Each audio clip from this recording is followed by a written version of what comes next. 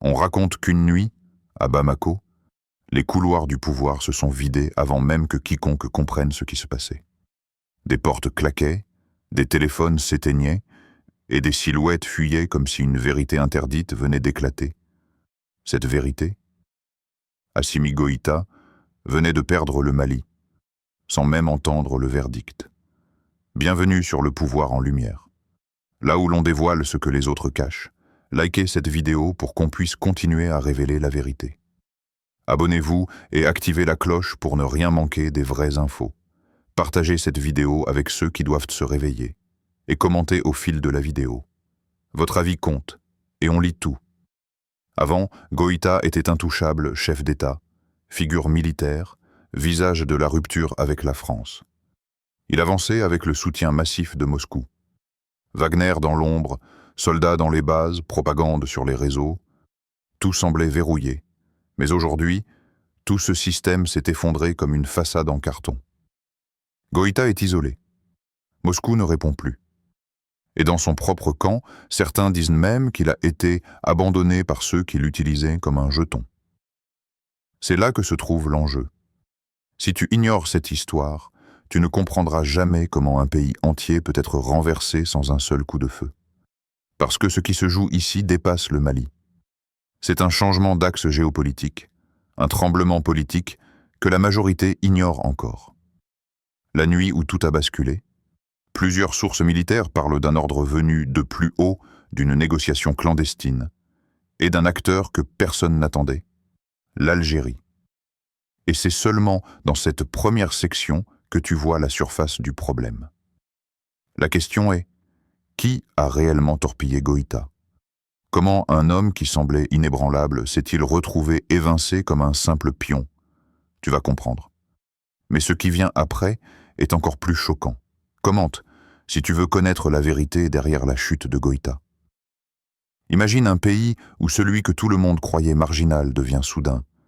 Le seul homme capable de calmer la rue, les militaires et même les chancelleries étrangères.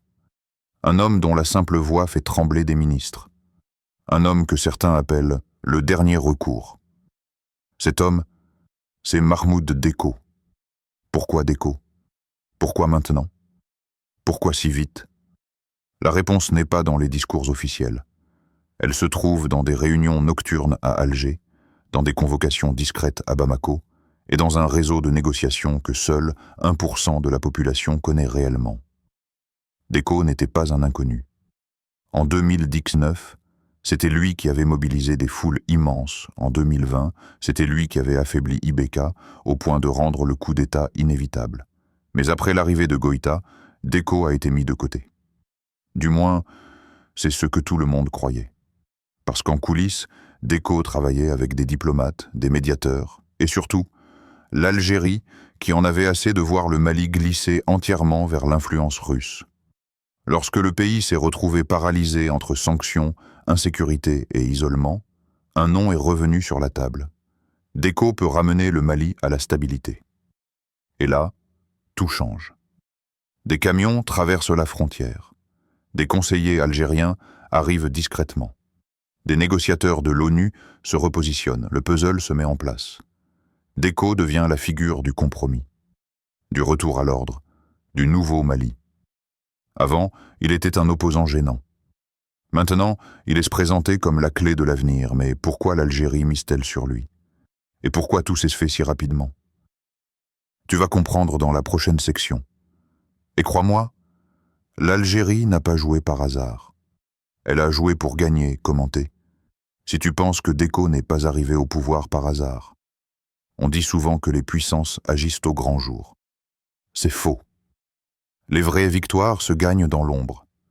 Et l'Algérie vient d'en donner une démonstration terrifiante.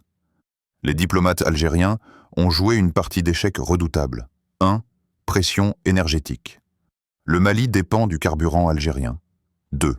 Promesses de sécurité. Coopération renforcée, renseignement, lutte antiterroriste. 3. Influence internationale.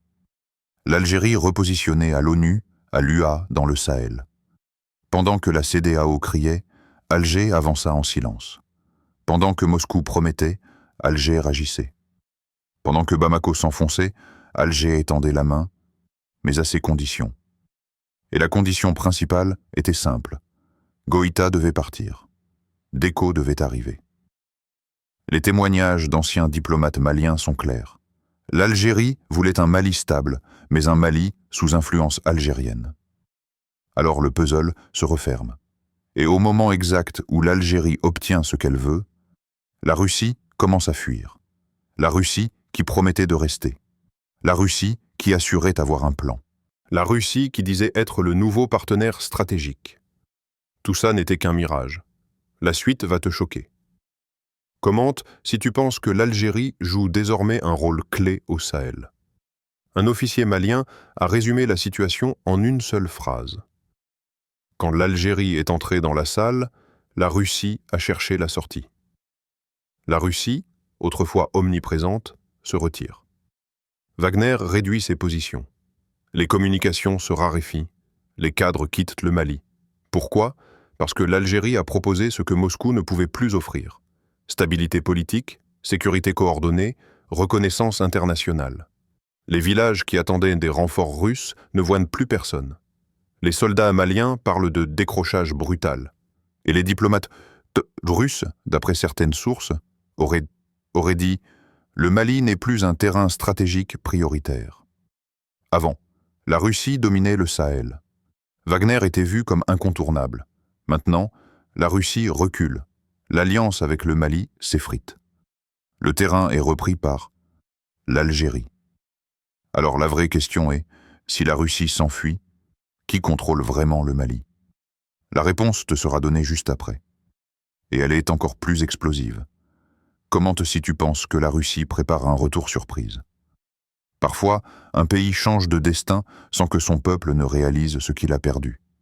Ou ce qu'il a gagné, le Mali entre dans une période incertaine. Déco incarne l'espoir pour certains, la crainte pour d'autres. Certains pensent qu'il est sincère, d'autres disent qu'il n'est qu'un pion.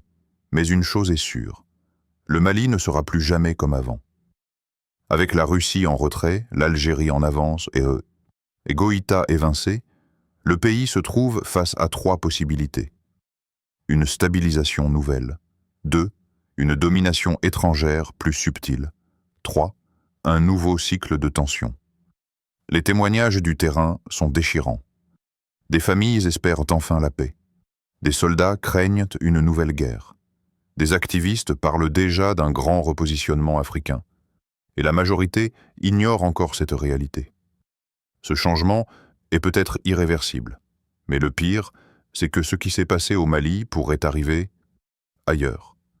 Commente si tu veux une Afrique vraiment souveraine.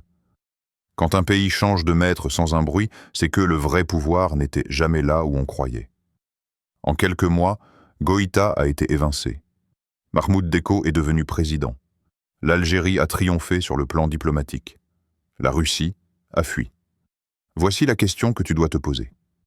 Selon toi, qui contrôle vraiment le futur du Mali? Si cette vidéo t'a ouvert les yeux, ne fais pas défiler. Like, commente et partage.